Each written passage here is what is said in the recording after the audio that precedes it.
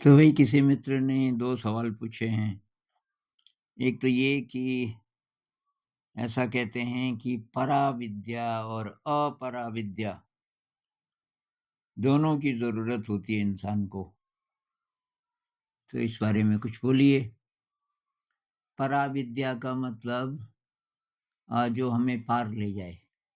मतलब जब हम स्वयं को जानने के लिए कुछ करते हैं, जैसे ध्यान करते हैं, साधना करते हैं, तो ये हो गया पराविद्या। और अपरा का मतलब जिसकी ज़रूरत संसार में है, वो पार तो नहीं ले जाएगी लेकिन संसार में उसकी मतलब मोटे तौर पे ये कहें कि कुछ स्किल्स तो हमें चाहिए इस ज़िंदगी को जीने के लिए, बाहरी जगत में जो-जो हम करते हैं। और अ, उसमें भी हम अच्छे हों तभी अच्छी ज़िंदगी जी पाएँगे। और तब ज़्यादा उससे भी ज़्यादा ज़रूरत है पराविद्या की, कि हम ये जानने की कोशिश करें कि मैं कौन हूँ? अब इसमें उपनिषद में भी है शायद इस पे चर्चा, वो क्या कहते हैं मुझे नहीं पता। मैंने नहीं पढ़ा अभी, लेकिन मेरे दृष्टिकोण से तो कोई विरोधाभास नहीं है। ये जो बाहर के जगत में हम जो कुछ भी करते हैं, वो भी इसका हिस्सा हो सकता है, पराविद्या का। जैसे कर्मयोग इसी पर तो आधारित है ना। भई कर्मयोग की परिभाषा क्या है कि आप कर्म ऐसे करो कि कर्ता भाव ना हो। मैं कर रहा हूँ ये वाला भाव ना हो। मेरे से परमात्मा करवा रहा है। परमात्मा कह लो, हायर सेल्फ कह लो, अब आप को जो पसंद हो फ्रेज़ वो कह सकते हैं आप। लेकिन जो हमारा हायर बीइंग है, हमारी जो हायर इंटेलिजेंस है, जो कि हम एक्सेस कर पाते हैं क्रिएटिविटी से और मेडिटेशन से, अ, तो तब ये हो पाता है कि हम अहंकार को पार कर जाते हैं। अहंकार के बिना हम काम कर सकते हैं। उदाहरण के लिए जब-जब हम सेवा भाव में कुछ करते हैं, बहुत बढ़िया काम कर रहे हैं, लेकिन हमें कुछ नहीं चाहिए, उसके बदले क्रेडिट नहीं चाहिए। जैसे हमारी मदद एक बुज़ुर्ग करते हैं, उनका हम कभी नाम नहीं लेते। कभी किसी को नहीं बताते और यहाँ किसी को नहीं, मतलब हम ही लोगों को पता है केवल, बाहर किसी को नहीं पता। उनको नहीं पसंद ये सब कि हम बताएँ कि भई ये हमारी मदद कर रहे हैं।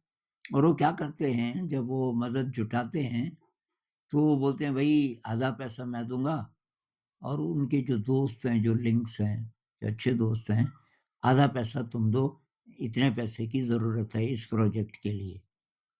जैसे हमारे बच्चों को घुमाने ले जाते हैं, साल में 1 बार हवाई जहाज़ से, कि यहाँ के जो गरीब बच्चे हैं, उन्होंने हवाई जहाज़ देखा भी नहीं होता, उनको ये एक्सपोज़र देना है। पता नहीं अपनी ज़िंदगी में वो कभी हवाई जहाज़ में बैठ भी पाएँगे कि नहीं। तो जो-जो दुर्लभ अनुभव माने जाते हैं, इनको उसका टेस्ट होना चाहिए कि भई ये कोई बड़ी बात नहीं है, हम भी बैठे हैं हवाई जहाज़ में। और उनका ये दृष्टिकोण है, मतलब तो उसमें बहुत पैसा खर्च होता है, मतलब हर बार वो 25-30, कभी-कभी 35 स्टूडेंट्स और टीचर्स मिला के इतने लोगों को ले जाते हैं। अब हवाई जहाज़ से मान लीजिए कि मद्रास गए, अभी 1-2 साल पहले गए थे वहाँ, चेन्नई जिसको बोलते हैं। तो कई महानगर घूम चुके हैं हमारे बच्चे। मतलब ये बॉम्बे, अहमदाबाद, आपका चेन्नई, बैंगलोर, कलकत्ता और कुछ और जगह। तो वो ऐसे करके पैसे जुटाते हैं। और यहाँ आते हैं तो हम अपने साथ, हमारे पास जगह ही नहीं। हम हायर्ड व्यवस्था करते हैं उनके लिए, रहने की भी, खाने की भी। तो कभी-कभी संभव होता है तो खाने पे बुला लेते हैं। तो काफ़ी चलना पड़ता है यहाँ तक पहुँचने के लिए, जहाँ हम हैं सड़क से काफ़ी दूर है ऊपर। वो काफ़ी बुज़ुर्ग हो गए, 80 से ऊपर के। कोई शिकायत नहीं, कोई शिकायत नहीं। तो ये एक उदाहरण है अ, कि भई बाहर के जगत में हम कोई भी काम इस तरीके से कर सकते हैं, जिसमें कि अपना कोई स्वार्थ भी नहीं है और कोई अहंकार भी नहीं है। और इसमें सब बातें आती हैं। कोई स्किल जैसे जे कृष्णमूर्ति जी हैं, बहुत सारे लोग सोचते होंगे कि उनको बाहर का कोई स्किल नहीं आता होगा, लेकिन वो कार के इंजन को डिसमेंटल करके दोबारा से फिर असेंबल कर सकते थे। उनका दिमाग ये मशीनों में बहुत तेज़ था। ज़्यादा मौका उनको मिलता नहीं था, लेकिन ये हाथ के काम वो बहुत करते थे। गार्डनिंग वेस्ट में वो अपने ये प्लेट्स धोना, डिशेज़ धोना, ये सब करते थे, सफाई का काम। अब भारत में कोई करने नहीं देता था। हाँ, तो ड्राइविंग ड्राइविंग बहुत अच्छी आती थी उनको। तो बहुत सारे ऐसे उदाहरण शायद आप ढूँढोगे तो आपको भी मिल जाएँगे कि इसमें विरोधाभास नहीं है। आप अच्छे कुक हैं, तो आप ये पराविद्या में अच्छे नहीं होंगे, अच्छे ध्यान वाले नहीं होंगे, ये नहीं हम बोल सकते। या आप अच्छे ध्यान वाले हैं, तो अच्छे कुक नहीं होंगे।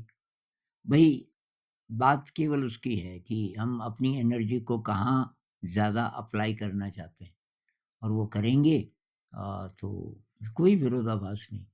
लेकिन हम बाहर के जगत में भई ऐसा काम नहीं करेंगे जिसमें कि अ, कोई छल-कपट हो, जिसमें रिश्वत लेनी पड़े, जिसमें किसी का फ़ायदा नहीं है, जिसमें किसी का नुकसान है, जो सम्यक आजीविका बुद्ध बोलते हैं ना, अपना पैसा जो आप कमाते हो, तो सम्यक सही ढंग से, उसका हम फिर ध्यान रखेंगे। क्योंकि हमारी अंदर की यात्रा है, तो हम शील का ध्यान मेरे ख़्याल से अगर आप विपस्सना मेडिटेशन करते हैं उसमें ये सारी बातें आ जाती हैं। शील का पालन, उसमें ये बात आ जाती है कि भई बाहर के जगत में कैसे रहना है। चोरी नहीं करनी, नशा नहीं करना, हिंसा नहीं करनी, ब्रह्मचर्य का पालन करना है। इन सब बातों में बाहरी जगत है, बाहरी जगत के साथ इंटरैक्शन। सम्यक आजीविका जो अष्टांग मार्ग है बुद्ध का, उसमें वो ये बात करते हैं। तो ये सारी बातें कृष्णमूर्ति जी भी बोलते थे टीचर्स को आपके बच्चे इन फूलों की सुंदरता को एप्रिशिएट करते हैं कि जब वो क्लास में जाते हैं, तो बीच में रास्ते हैं, वहाँ बहुत शानदार उनका कैंपस है, जहाँ बच्चे रहते हैं, वहाँ से और क्लास में जाने के लिए रास्ते जो बीच-बीच में हैं, तो दोनों तरफ फूल हैं। किन सुंदर फूलों को देखते भी हैं वो बच्चे, दिल से, कुछ छूता है उनको, ये सुंदरता छूती होगी। अगर छूती है किसी बच्चे को, तो क्या वो गणित में भी तेज है? तो ये फूलों की सुंदरता को आत्मसात करना, ये मेरे ख़्याल से अगर आप डिवाइड करना चाहो, तो ये अंदर की मतलब पराविद्या में आ सकता है ये एस्थेटिक सेंस वग़ैरह-वग़ैरह। और जो गणित वग़ैरह है, अगर आप चाहो तो इसको अपराविद्या बोल सकते हो। लेकिन रामानुजन जी जिस तरीके से गणित करते थे, वो बोलते थे इस ब्रह्मांड की जो संरचना है, इस ब्रह्मांड का जो कारोबार चलता है वो सब गणित के सूत्रों से आप समझ सकते हैं उसको। वो कहते हैं कि ये परमात्मा के स्वरूप को समझना है आपको, किसी भी रूप में इस ब्रह्मांड की रचना के रूप में वगैरह-वगैरह आप गणित के सूत्रों से समझ सकते हो। तो एक ही मानते थे उसको। तो वही कोई विरोधाभास नहीं है। कई लोग सोचते हैं ना कि वो जो इमेज है ना कि कोई आध्यात्मिक है तो वो बाबा बन गया। लगी हुई है, राख मली हुई है शरीर पे, लंगोट पहन के बैठे हुए हैं बाबा जी, दुनिया से कुछ लेना-देना नहीं। वो नहीं है असली परिभाषा, क्योंकि बहुत सारे संत हुए हैं, आम ज़िंदगी में, शादीशुदा, घर परिवार वाले भी हुए हैं बहुत सारे और बहुत गहरे साधक भी हुए हैं। एक उनका सवाल ये है कि जो दार्शनिक लोग हैं, बहुत सारे बोलते हैं कि इनको समाज से कुछ लेना-देना नहीं है और तो क्या ये बात सच है? अभी डिपेंड करता है भई दार्शनिक से हमारा क्या मतलब है? अब जैसे कई लोग कृष्णमूर्ति जी को दार्शनिक बोलते हैं, जे कृष्णमूर्ति जी को। संत बहुत कम लोग बोलते हैं, दार्शनिक ज़्यादा बोलते हैं। अ, लेकिन वो तो बहुत यूज़फुल हुए समाज के लिए। एक तो उनकी बातें, बहुत लोगों को मदद मिलती है उनसे जीवन जीने के लिए। फिर उनके स्कूल हैं, तो अभी पता नहीं कितने हैं, पर 85 में उनके 8 स्कूल थे पूरी दुनिया में। उस समय तक 4 मेरे ख़्याल से भारत में थे, 4 और देशों में थे और बहुत ही अलग प्रकार के स्कूल हैं। हैं रईसों के लिए, ये क्रिटिसिज़्म होता है, लेकिन कम से कम हैं तो सही। कुछ वो कोशिश तो कर रहे हैं कुछ नए प्रकार की शिक्षा का। उसी तरीके से अरविंद घोष थे, आपके टैगोर जी थे, ये आध्यात्मिक लोग थे, लेकिन इन्होंने शिक्षा के जो प्रयोग किए, बहुत गहरे थे। और अभी गोयनका जी हैं हमारे समय में, पहले बिज़नेसमैन थे बहुत बड़े, बाद में वो अध्यात्म में आए तो उन्होंने विपश्यना ध्यान को पूरी दुनिया में फैला दिया। उनके 100 से ज़्यादा सेंटर तो भारत ही भारत में, सेंटर का मतलब आश्रम है पूरे-पूरे, काफ़ी-काफ़ी जगह में बने हुए।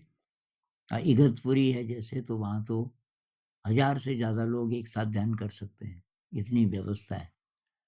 और विदेशों में, कई देशों में तो और वो बिज़नेसमैन भी बहुत कमाल के थे, लेकिन वो अध्यात्म में आए, तो यहाँ भी बहुत अपने ही जीवन काल में अभी बढ़ता ही जा रहा है और ऐसा ऐसा कुछ कर गए कि वो विपश्यना केंद्र अभी भी बढ़ रहे हैं और करोड़ों-करोड़ों लोगों को उसका फ़ायदा हुआ।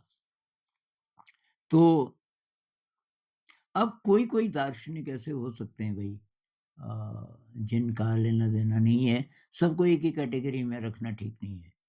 और ये जो शब्द है ना दार्शनिक, ये भी थोड़ा डिसेप्टिव है। हमारे यहाँ मेरे ख़्याल से दार्शनिक उसको बोलते थे जिसको दर्शन हो गए, सत्य के, जिसको पता चल गया। क्योंकि आप किसी का भी नाम गिनाओ, जिसको दार्शनिक कहा जा सके हमारे देश में पुराने समय से, तो वो सारे के सारे लोग अध्यात्म से जुड़े हुए हैं। वो ज़िंदगी कैसे जिएँ, ये बताते थे। अब जो वेस्ट के जो दार्शनिक हैं, तो बहुत सारे जो पिछले 300-400 सालों में हुए, जिन्होंने ये जो वर्ल्ड वॉर वगैरह भी देखे, तो समाज इतना ज़्यादा भयावह हो गया था वहाँ की पूरी परिस्थिति कि फिर वहाँ से वो निकली फ़िलॉसफ़ी, जैसे निहिलिज़्म से रिलेटेड। निहिलिज़्म क्या है? कोई ईश्वर नहीं है, कोई नैतिक मूल्य नहीं है। अ, खाओ-पियो, ऐश करो, कैसे भी करके, मतलब कोई गलत काम कोई है नहीं। आपको जो अच्छा लगे, आजकल लोग डोपामाइन बोलने लग गए। कहीं से भी डोपामाइन मिले, किसी का कत्ल करना हो, कुछ भी करना हो, आपको अच्छा लगना चाहिए बस। निहिलिज़्म का जो विकृत रूप है वो ये है। और निहिलिज़्म का कोई अच्छा रूप ये हो सकता है कि भई लोगों ने अंधविश्वास को पकड़ लिया। अपने कर्म को सुधारते नहीं हैं और अंधविश्वास के कारण उन्होंने ये मान लिया कि ये भगवान है, उसकी पूजा वगैरह करने से सब हो जाएगा। मतलब उसका जो सबसे बेहतर रूप है, ये हो सकता है कि वो अंधविश्वास का खंडन भी कर रहे हैं। फिर भी बहुत यूज़फुल है नहीं निहिलिज़्म। अ, कुछ लोग कहते हैं नीत्शे जी ने कुछ क्रिएटिविटी के बारे में भी बोला कि क्रिएटिविटी से इंसान को कुछ जीने का मकसद मिलता है वगैरह-वगैरह, थोड़ा बहुत। लेकिन ज़्यादातर ये जो है ना एक्जिस्टेंशियलिज़्म वाले, निहिलिज़्म वाले, वो इनसे तो लगता है कि यार क्या ये यूज़फुल हैं जीवन के लिए। तो ये देखना पड़ेगा कौन-सा दार्शनिक, लेकिन अगर दार्शनिक से मतलब संत भी है, जो कि हमारे देश में ज़्यादातर है, तो भई वो तो समाज के लिए बहुत यूज़फुल रहे। दूसरी तरफ जो एनजीओज़ हैं, नॉन गवर्नमेंट ऑर्गेनाइज़ेशंस, गैर सरकारी संस्थाएँ, एनजीओ आप जानते होंगे, जिनका मकसद ही ये है कि समाज की सेवा करनी है। उनमें से शायद ही आपको कोई अच्छा मिले। मैंने क्योंकि कुछ साल यही देखा, एनजीओज़ कर क्या रहे हैं। कोई-कोई हो सकता है बिरला, 100 में से कोई एक आध, 100 में से भी पता नहीं, 500 में से एक आध मिल सकता है कोई एनजीओ, जहाँ सचमुच लोग सेवा के लिए जुड़े हैं। नहीं तो बस नौकरी कर रहे हैं और जो पैसा जुटा रहे हैं, वो भी सैलरी वाले हैं, जिनको दे रहे हैं, उनकी भी अच्छी सैलरी है और जहाँ काम एक्चुअली हो रहा है एकदम ग्राउंड में, वहाँ भी एक्चुअल काम हो नहीं रहा ज़्यादातर। वो दिखा देते हैं, हमने ये आपके पैसे का ऐसा यूज़ किया। तो अगर हम कहें कि साहब ये समाज सेवी हैं, देखना पड़ेगा कर क्या रहे हैं।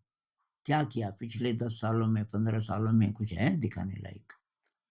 जो कर रहे हैं वो चुपचाप करते हैं। जैसे पांडुरंग शास्त्री जी ने हज़ारों गाँव बदल दिए और ज़्यादा वीडियोज़ उनके मिलेंगे भी नहीं आपको। मतलब अभी कुछ साल पहले तक तो उनके बारे में कुछ ढूँढना ही मुश्किल होता था। उनके 80वें जन्मदिन पे, मतलब अभी तो उनकी डेथ हो गई, तो ये बात होगी 2004-5 के आसपास की। तो 80वें जन्मदिन पे 6 लाख लोग आए थे उनको देखने। तो कहीं ऐसी जगह व्यवस्था की थी जहाँ दूर-दूर तक मैदान है, क्या पता खेत भी हैं और वो दूरबीन से देख रहे थे। ये पांडुरंग शास्त्री जी दूरबीन से देख रहे थे। दिखाई जैसे समुद्र है लोगों का, इतनी श्रद्धा उन लोगों की। तो उन्होंने चुपचाप अपना काम किया और बिना डोनेशन के ना किसी को पैसा देते थे, कोई सैलरी नहीं। जिसके पास है, टाइम है थोड़ा बहुत और महीने में 1 दिन, वो यही बोलते थे, महीने में 1 दिन दे दो बस आप सेवा के लिए और उस एक ही दिन में काफ़ी चमत्कार हो जाता था। अब बाद-बाद में इसके रूप बदले होंगे शायद, लेकिन मेरे ख़्याल से तो अभी भी चल रहा है ये। स्वाध्याय स्वाध्याय वो भी बोलते हैं शायद उसको। तो ये अ, कौन दार्शनिक है और उसने क्या किया? एक्चुअली ये देखना चाहिए कि उसने क्या किया और क्या फ़िलॉसफ़ी दी। अब जैसे कार्ल मार्क्स है, उनको भी दार्शनिक बोल सकते हैं। बहुत लोग उसको मानते हैं कार्ल मार्क्स को। तो उनकी एक स्तर पे तो बात, अब वो कुछ कर नहीं पाए, लेकिन उन्होंने एक आइडिया ये दिया कि रिसोर्सेज़ का अगर समान वितरण हो, रिसोर्सेज़ जो-जो चीज़ें चाहिए ज़िंदगी को चलाने के लिए, ये आज के हिसाब से मतलब जितने ये चीज़ें हैं जो हमें जंगल देता है, जो हम ज़मीन के अंदर से निकालते हैं, ये पेट्रोलियम है, जितने प्रकार के रिसोर्सेज़ हैं, उन पर किसी ख़ास वर्ग का, समृद्ध वर्ग का अधिकार हो जाता है और फिर वो दूसरे लोगों का शोषण करते हैं। तो ये बात तो सही बोली उन्होंने। तो वो ये कहते हैं कि बराबर अगर वितरण हो जाए, ये तब होगा कि स्वामित्व ना हो किसी का, सारी चीज़ें सरकार की हो। तो फिर ये नहीं होगा कि कुछ लोगों ने हथिया दिया ज़्यादा चीज़ें और कुछ वंचित रह गए क्योंकि सब सरकार। प्रॉब्लम ये है कि एक तो रिसोर्सेज़ का समान वितरण हो भी सके, वैसे तो मुश्किल है, हो भी सके तो अच्छा समाज बनेगा कोई गारंटी नहीं। अच्छे समाज के लिए अंदर की क्वालिटीज़ की ज़रूरत होती है। फिर रिसोर्सेज़ का अपने आप समान वितरण होना शुरू हो जाएगा। अब वो क्वालिटी कैसे आए? और इसीलिए कम्युनिज़्म सफल हुआ भी नहीं, मार-काट बहुत हुई। रशिया में अब उसकी न्यूज़ बाहर नहीं आती थी, लेकिन रशिया में कुछ मिलियन लोगों को मारा गया, इस कम्युनिज़्म को चलाने के लिए। ऐसे ही चाइना में भी हुआ। तो अभी ये लोग थोड़ा लिबरल हो रहे होंगे। रूस के तो ख़ैर कई टुकड़े हो गए। उसके बाद ये लोग अपने-अपने हिसाब से चल रहे हैं और चाइना में भी वो वाला कम्युनिज़्म अब नहीं है, पहले वाला। अभी उन्होंने लोगों को कुछ अधिकार दे दिया कि आप कुछ-कुछ रिसोर्सेज़ अपने लिए जमा कर सकते हो वग़ैरह-वग़ैरह। तो नहीं चल सकती कोई भी फ़िलॉसफ़ी जो केवल बाहर-बाहर की ही चीज़ों पर आधारित हो, लेकिन फिर भी आइडिया की वैल्यू है। तो कार्ल मार्क्स ने जो आइडिया दिया वो बहुत लोगों को बहुत पसंद आया उस समय।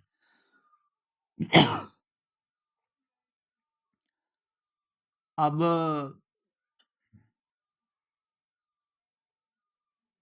तो बोल नहीं सकते कि दार्शनिकों का समाज से कुछ लेना-देना नहीं है, डिपेंड करेगा हम किस दार्शनिक की बात कर रहे हैं।